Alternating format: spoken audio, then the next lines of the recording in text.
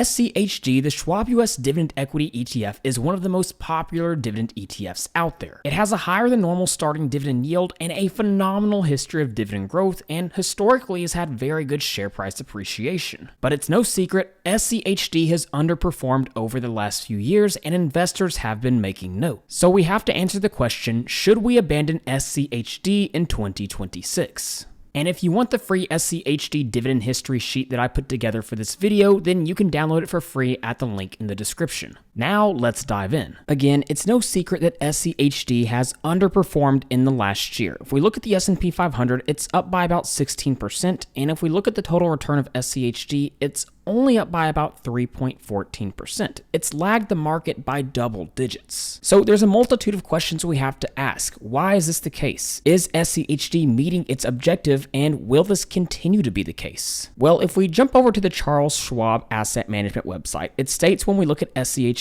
the fund's goal is to track as closely as possible before fees and expenses the total return of the Dow Jones US Dividend 100 Index. Now, let's dive a little bit deeper into what the fund actually does. To start, we have to make sure we understand the SCHD methodology, and this is an image from my friend SCHD Stan. So SCHD's investable universe is selected from the Dow Jones US Broad Stock Market Index, not including REITs, so no real estate investment trusts. Now, unlike a lot of funds, this is not an actively managed fund. What does that mean? There is not a fund manager picking which stocks actually go in and out of this fund. Instead, every single year in March, SCHD goes through what is known as reconstitution. Basically, what happens during SCHD's annual reconstitution is some stocks are removed from the funds and others are added. How do they determine how to do this? Well, to start, they run 3 initial screens. They look for 10 years of consecutive dividend payments, look for stocks with a minimum market cap of $500 million, and then with 3-month average daily trading volume of at least $2 million.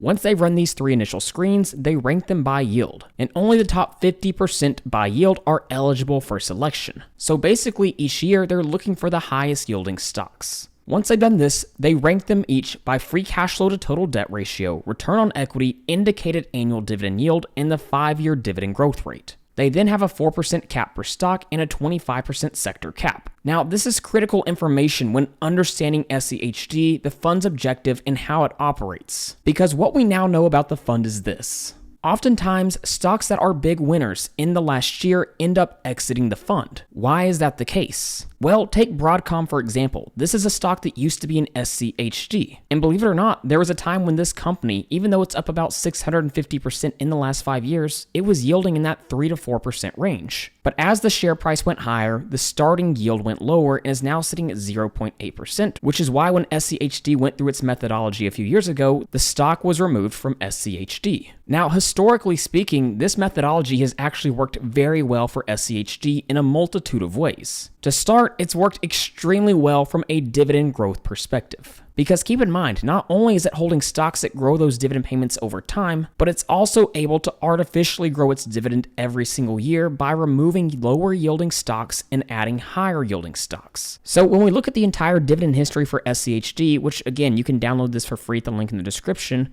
but what we'll see is very high levels of year-over-year dividend growth. Most years come in the double-digit range. We even have years with 16% dividend growth, years with nearly 20% dividend growth, 17, 10, 14%. In fact, the average yearly dividend growth since inception is above 11%, and since 2019, so really over the last 5 to 6 years, it's closer to around 12%. Now, naturally, when the share price remains stagnant but the dividend begins to grow at a high rate, the starting dividend yield goes higher and higher. So if we just look at the historical dividend yield for SCHD, we can now see it's essentially the highest it's been in the last 5 years. In fact, if we zoom out even more and look at the past decade, again, the same is essentially true with the exception of the 2020 sell-off. The past year has been the highest yield for SCHD in the past decade. So from a starting dividend yield perspective, from a dividend growth perspective, SCHD has absolutely been doing its job. This methodology continues to crank out larger and larger dividend payments. But is this methodology a major flaw when it comes to seeing share price appreciation? Well, as we already know, when we look at the past year, or really the past couple of years, it absolutely has. But if we take a deeper look at history, what we find is actually extremely interesting.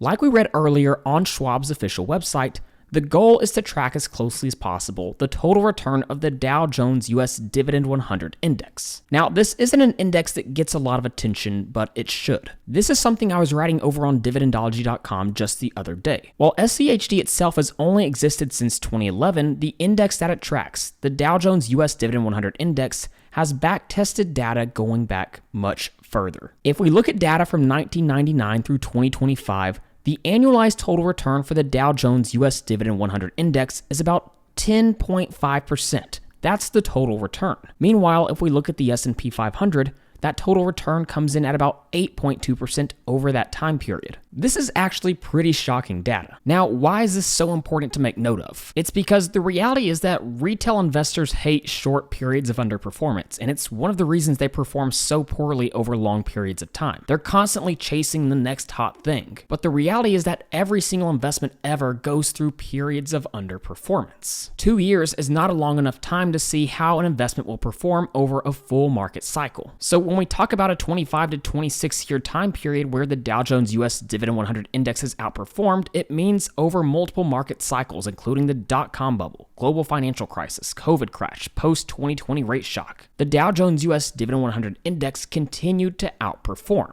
Now, listen very closely to what I'm not saying. I'm not saying it will continue to outperform in the future, and I'm not saying this index is better than the S&P 500. But here's what I definitely am saying. If you judge a fund or stock's performance strictly by looking at how the share price has moved over a 2 to 3 year time period, you are making a grave mistake. And here's what's even more interesting about this.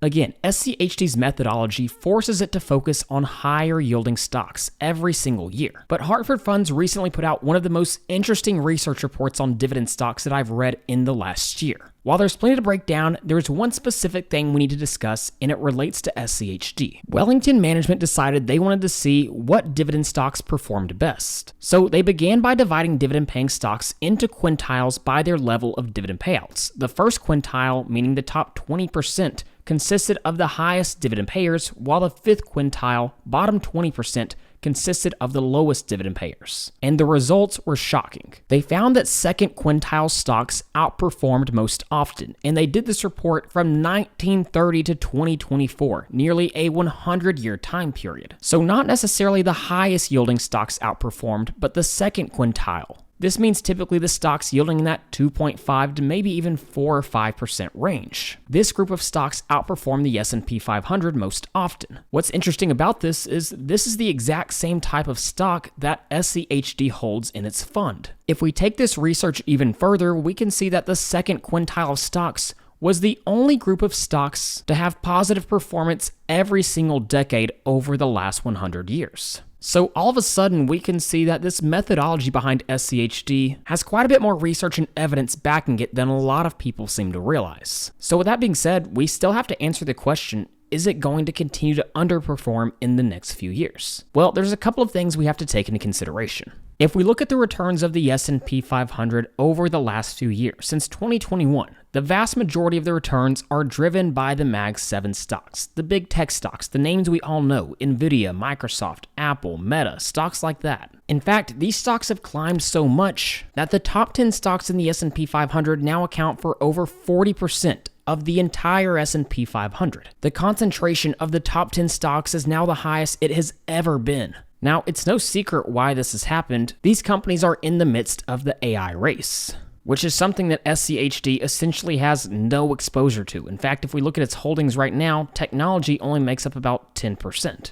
And the reason these Mag 7 stocks have climbed so much isn't just because earnings are growing at a high rate, it's because the market is expecting them to continue to grow earnings at a high rate. Why? Because they've increased capital expenditures at an extraordinary rate over the last few years. Now, if this CapEx spending pays off, then there's no doubt the AI tech stocks will continue to easily outperform funds like SCHD. So is it possible for the AI boom to continue and the S&P 500 continue to dramatically outperform SCHD? Yes, that is absolutely possible. But it is important to understand the market conditions we're operating in. I put out a tweet thread the other day trying to explain this. But this is the most important chart you'll see today. It shows the US equity risk premium, and it essentially answers one critical question. How much extra return are investors being paid to own stocks instead of risk-free government bonds? Investing is always about the returns versus the risk you're taking on. Right now, according to the chart, the answer is almost nothing. The average investor has no idea just how radical this is. To understand this, you have to understand the earnings yield and 10-year treasury yield. Earnings yield is simple. It's the inverse of the PE ratio. Basically, if the S&P 500 trades at a 20x PE multiple, then the earnings yield is 5%. If we look at the 10-year treasury, it basically tells us what you earn lending money to the US government. The equity risk premium is simply the spread between the two. Historically speaking, stocks usually offer a 3 to 5% premium over treasuries. Of course, this is to account for the risk that you're taking on, the volatility, the drawdowns, and the uncertainty. But again, right now, this spread is negative. This means investors are not being paid extra to take equity risk. Stocks are offering similar or worse yields than treasuries, and valuations are stretched relative to interest rates. In other words, you're taking on more risk for less reward. Now, what's frightening about this is when this has been close to happening in the past, forward returns have essentially been non-existent. And with the S&P 500 trading at a PE multiple of around 22 to 22.5, you can see forward-looking returns, historically speaking, have been around 0% over the next 5 years. I'm not a fearmongerer, but this is the reality of the market right now. But the huge caveat to all of this is if the Mag 7, if the AI stocks can continue to grow earnings at a rate higher than we've ever seen historically speaking, then the equity risk premium is still justified. So what does this mean for us as we consider SCHD? It's quite simple. SCHD is always going to underperform when the AI boom is occurring, when these tech stocks are taking off. But if we switch things up and look at SCHD as more of a hedge against AI and tech stock pullbacks, you can see it outperforms the market by a wide margin. Look at the returns during 2022. The S&P 500 fell by around 20%, while SCHD only fell by around 3%. SCHD's historical outperformance has often come during a slow-growing or downward market. So the reality is, if you're at all concerned about the potential of an AI bubble, then SCHD might be something you should consider adding to your portfolio because of, yes, the great dividend growth, the great starting dividend yield, but really a hedge against a market pullback. Even though the fund has only existed since 2011, it has a lot more data showing it can outperform the S&P 500 over very long periods of time. So if you've owned SCHD for a while and you're considering dumping it, it's likely you didn't understand why you were buying it in the first place, or you simply bought for the wrong reasons. But if you're someone who's very aggressive, who really believes in the future earnings potential of tech and AI stocks, then SCHD probably isn't the fund for you. But the real beauty of SCHD is you can continue to buy in and get your nice high starting dividend yield and sit back and let the dividend growth compounding take place. If your goal is to one day live off dividends, SCHD is a great place to start. So go ahead and let me know what you think of SCHD in the comments down below. Again, I update this spreadsheet with their future dividend payments and analyze them every quarter, so be sure to download this for free at the link in the description. I use Seeking Alpha for the majority of this research, and you can get a discount to them at the link below as well. So with all that being said, thank you guys so much for watching, and please don't forget to like and subscribe to the channel.